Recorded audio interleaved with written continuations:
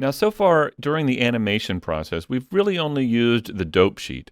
And there are other ways to view our keyframes and to visualize the movement of the character. One way to do that is with the graph editor. So if I change from this editor here, from the dope sheet here, to the graph editor, let me click that, you can see we get these keyframes and lines. Now, what I'm going to do is I'm going to take this up a little bit, and maybe I'll even join these two windows together right here. Let me bring this up just a little bit more. All right. So what we can see here is the actual keyframes and the way Blender is connecting them together. So let's take a look at this hand. What I'd like to do is have this hand drop a little quicker after he waves. Currently the way it is once he waves, that hand kind of hangs out and kind of drifts down. So I'll play it here. So he waves, and then the hand just kind of drifts. And really, it should just kind of drop, I think, like kind of hang there for a moment more, and then drop a lot more quickly. So with this hand control selected, we should be able to see, here it is, our hand control, our hand ik.r. If I twirl that down, we can see the XYZ location graphs, the rotation graphs, and the scale here. Now they're all kind of flat. What you can do is you can press the control key and the middle mouse button. And so right now I'm going up with the mouse, pushing it away from me.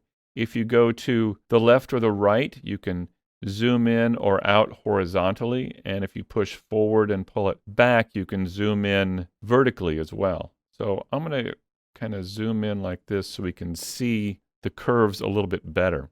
Now, the X, Y, and Z location is here. Let me zoom out just a bit. So there's the Z, there's the Y, and there's the X. So if we change to local transform orientation here, and if we go forward, we can see that he's really dropping that hand down in the Y and the X, right? The Z is over here. So if I zoom in a little bit more here, let me scroll the mouse wheel here, and we can see that it begins going down here at this keyframe right here, at frame 87, and as it goes down, the curve goes down as well. So we can see it goes down to here and lands at the side at this flat area here.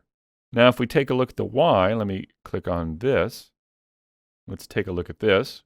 You can see that at the top, there's the Y, and it too comes down like that, and is at the side here at this flat part right here. Now the hand comes back up immediately for the wave or for the come on, but it's this area right here I'd like to take a look at. I feel like this area goes down a little bit too slow. What I'd like it to do is to kind of hold a little bit longer up here and then drop down pretty quickly, like he just kind of flops his arm down. So to do that, we could of course go back to the dope sheet or here even and add more keyframes.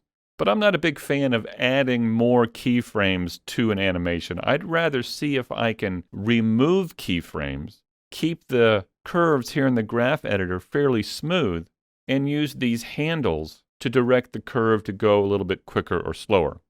So these handles right here, you can click and hit G and move them around, and you can see that when you do, you can change the shape of the curve. And of course, the shape of the curve is what dictates the speed of the move. What I need to do is to extend this curve out a bit and then have it drop down pretty quick like this. However, to do that, I'm going to need to change the handle type of this key.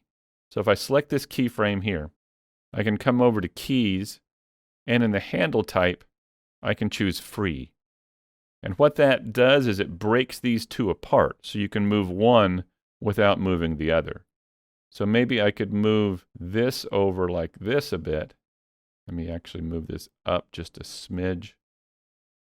So maybe I could hold this a little bit longer here Maybe I could remove this keyframe altogether. I'll just hit delete and delete that keyframe. And now it's going to hold a bit and then drop pretty quickly, at least in the X. Let's take a look here. So I'm going to go back to here, hit play. And what it did is it pushed it back just a bit. You can see how it's pushing it back because the X isn't exactly going up or down. So what we need to do is go and do that same thing with the Y. Let's come over here and choose the Y axis. Here it is here. And for this, once again, I'll delete this keyframe and take this keyframe right here, free up that handle, and pull it out like this. Let's see how this works. Come back, and let's hit play.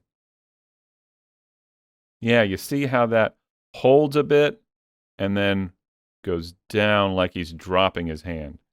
Now, I think I'll go back to that X axis. Let me go back to the X here. Let's see what we can do with this.